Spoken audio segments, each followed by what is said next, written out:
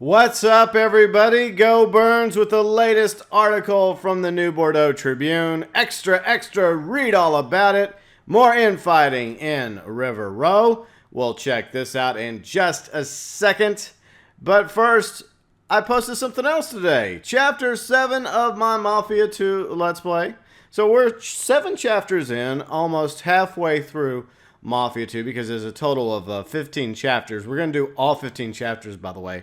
Chapter 7 today, Chapter 8 Thursday, Chapter 9 Friday most likely, and then we'll continue at Monday with Chapter 10, and so on, all the way to Chapter 15, leading up to the release of Mafia 3, October 7th for Xbox One, PlayStation 4, and PC. And if you want to check out the Mafia 2 playlist, as well as the Mafia playlist, which is where I cover all Mafia 3 news and information, both of which can be found right here in the playlist section. I got both playlists linked for your viewing pleasure.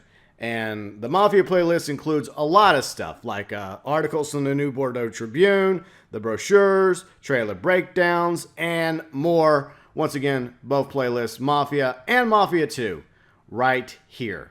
There you go. All right, so let's get to this article. Obviously, this is a GIF or a GIF. Somebody was actually getting on my case about that the other day, the way I'm pronounced GIF.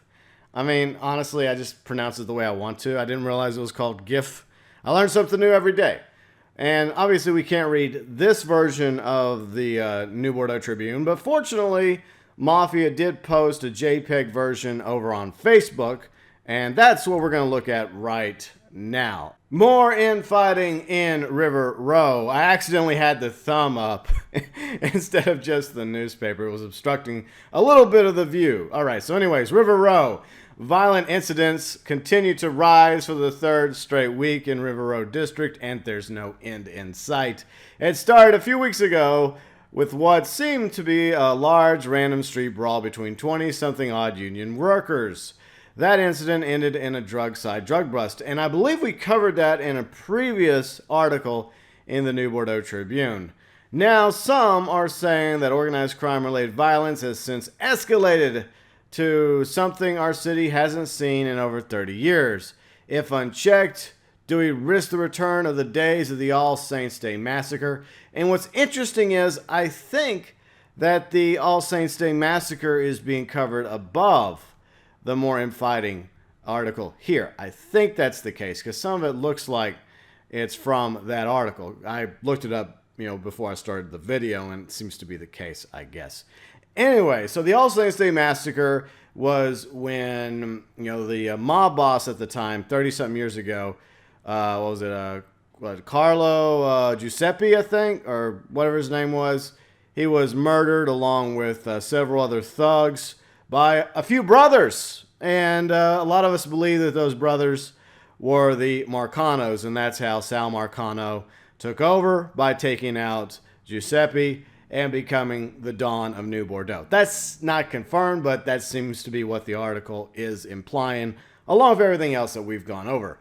According to police, Lieutenant Clement Lindquist says this, quote-unquote, "The New Bordeaux Police Department feels confident that the problem is contained. Only problem is the eyewitness reports from locals that there's a heightened sense of danger on the streets." One River Row resident, whom requested her name be withheld, claimed that she saw several local known mobsters stepping up shakedowns of local businesses and even infighting among them on the streets. Quote-unquote, "While nobody's gone shooting up the neighborhood yet, it's coming," she said.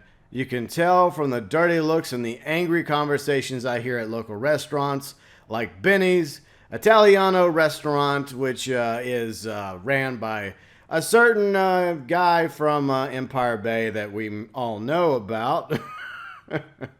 He was a World War II veteran. That's all I'm going to say about him. Anyway, she continues, "What I don't get is why the cops are letting this happen." Lieutenant Lindquist was quick to point out that, quote-unquote, "None of the reported acts of violence and vandalism have escalated to criminal levels. In fact," he added, "there's been no spike in citizens reporting the rise in violence in River Row in over 2 years. We aren't saying crimes aren't happening. They are, but if nobody's reporting it, nothing can be done to combat it." While Lindquist, something about report crimes, there's no rise in ER in the past linked. Okay, so unfortunately that's all we can read regarding this article because a lot of it's kind of like obstructive, cut off.